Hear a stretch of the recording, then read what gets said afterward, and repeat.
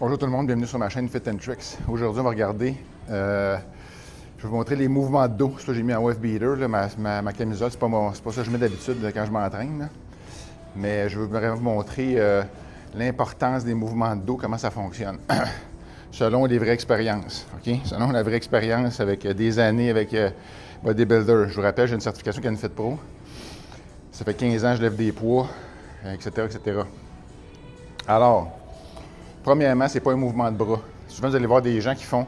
Ça, c'est un mouvement vertical, horizontal ou vertical du bas vers le haut. C'est le même principe. C'est pas juste un mouvement de bras. Les mouvements de dos, c'est une abduction, adduction des omoplates.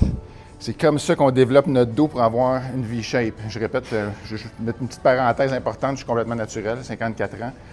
Alors, si vous voulez avoir un dos, des lats, puis un dos fort, épais, et aller chercher de la largeur, il faut vous travailler full range of motion, c'est-à-dire vous allez tirer votre grand dorsaux, puis vous allez le contracter au maximum. C'est le coude qui drive le mouvement, ce n'est pas les bras, OK? C'est le coude.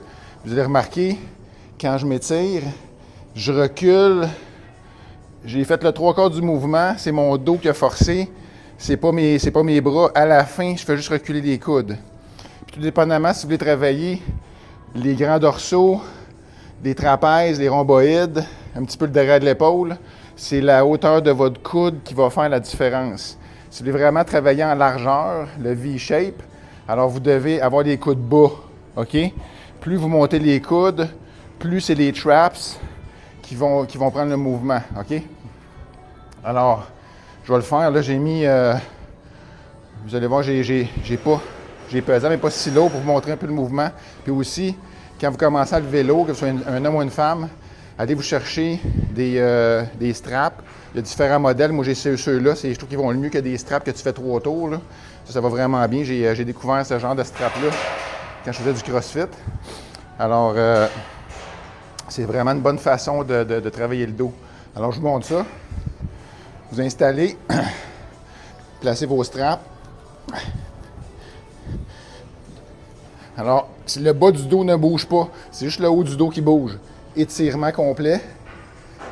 Contraction, comme si vous venez serrer quelque chose entre vos omoplates. Sans bouger le bas de votre dos.